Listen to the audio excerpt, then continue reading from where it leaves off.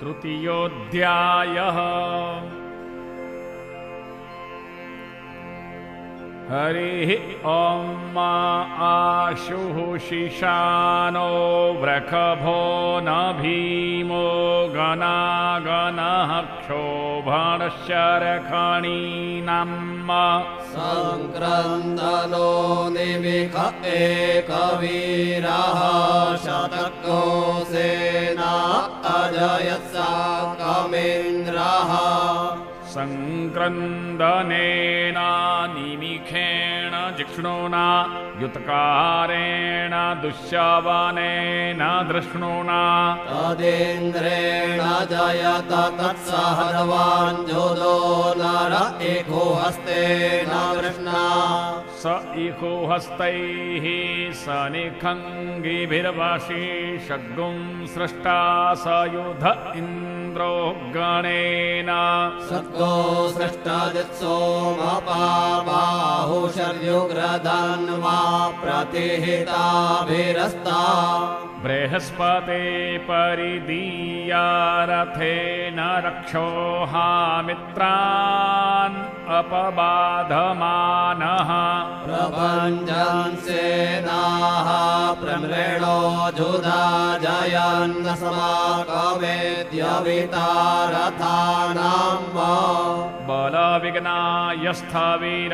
प्रवीरः सहस्वान्वाजी सहमान उग्रः अभिवीरो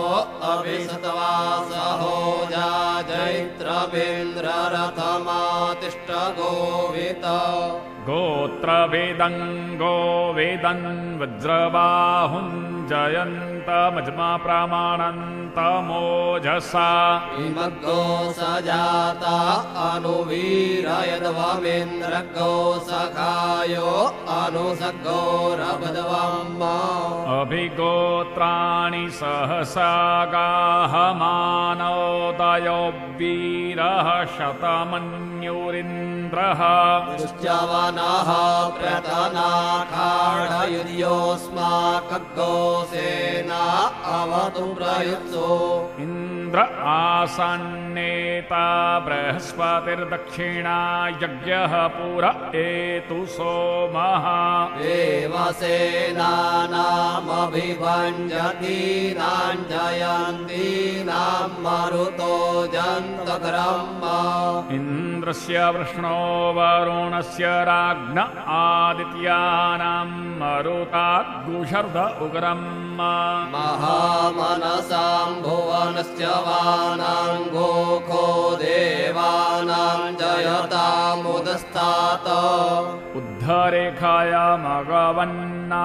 युद्धान्युत्सत्त्वानां मामकानां मनाग्गुसि उद्वृत्रहन्वाजिनां वाजिनां युधरथानां जयतां जन्तुगोखाः अस्माकमिन्द्रः सम्रेते कुध्वजे कुस्माकञ्जा इखवस्ता जयन्तु अस्माकं वीरा उत्तरे भवन्तस्मान् उदेवा अवतावेखु अमीखाञ्चित्तं प्रतिलोभयन्ति ग्रहाणाङ्गन्यप्वे परेहि अभिप्रेहि निर्दहरत्सु शोकैरन्ध्रेणामित्रास्तमसा सचन्ताम् अवसृष्टा परापतसरव्यै ब्रह्मसद्घोषिते गच्छामित्रान् प्रपद्य स्वमामीखान् काञ्चनोच्छिकः प्रेता जयता नर इन्द्रो वः शर्म यच्छतु उग्रावः सन्तु बाहवो नादृह्या यथा सत